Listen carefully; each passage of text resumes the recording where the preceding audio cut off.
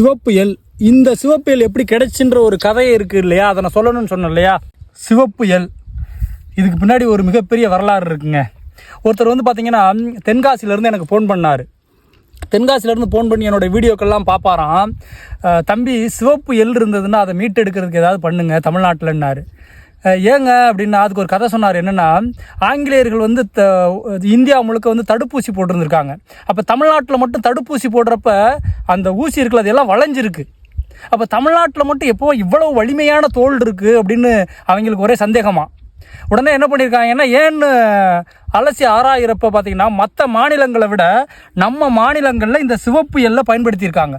அவ்வளவு வலிமையான தோள்களை கொடுக்கக்கூடியது இந்த சிவப்பு எல்லாம். சரி, அதனால் நீ எப்படியாவது மீட்டிருப்பா அப்படின்னாரு. இதுக்கு இப்போ வந்து அழிச்சிட்டாங்க இது ஆங்கிலேயர்கள் அப்படின்னு. இதை ஏன் என்கிட்ட சொல்கிறீங்க அப்படின்னு நான் கேட்டேன். இத்தனை பேர் இருக்கிறப்ப ஏன் என்கிட்ட சொல்கிறீங்கன்னு. நீ தாப்பா ராமநாதபுரம், இதனுடைய சிவப்பு எல்லோட பூர்வீகமே ராமநாதபுரம் தான்.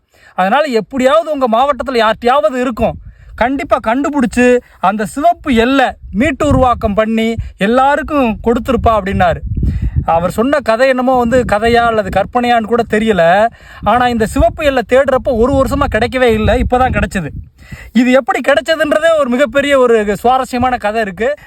இந்த சிவப்பு எல் வந்து பார்த்திங்கன்னா எங்கேயுமே கிடைக்கல, பல வருடங்களாக தேடி. அப்போ நான் ஒரு காணொலியில் சொல்கிறேன் இந்த சிவப்பு எல்லுடைய மகிமையை பற்றி.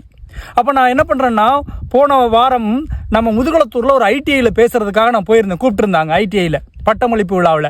அப்போ ஒருத்தர் அங்கேருந்து பார்த்திங்கன்னா விருதுநகர் மாவட்டம், அவர் என்னை பார்க்குறதுக்காக வந்து ஒரு 2 மணி நேரம் காத்திருந்திருக்காரு.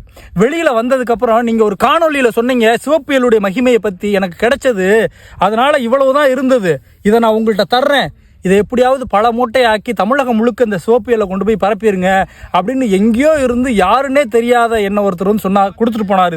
இந்த சிவப்பு எல்லை காசு கூட வாங்காமல் கொடுத்துட்டு போனார். அவருடைய பேர், அவருடைய போட்டோவெல்லாம் வெளியிடுவோன்னு நான் அவர்கிட்ட சொன்னேன், உங்களை ஒரு பேட்டி எடுக்கிறேன்னு. என்னோடய ஊர் பேரும் சொல்ல வேணாம், என்னோட பேரும் சொல்ல வேணாம் அப்படின்னு சொல்லிட்டு போயிட்டார். இருந்தாலும் அவருடைய மாவட்டத்தை சொல்கிறேன், அவர் விருதுநகர் மாவட்டம். அவருடைய பெயர் எல்லாமே வெகு விரைவில் சொல்லுவேன், அவர் சொன்னால் சொல்லுவேன். நன்றி. இதை வந்து நம்ம பல மூட்டை எல்லாக நம்ம மாற்ற போகிறோம், இந்த சிவப்பு எல்லை.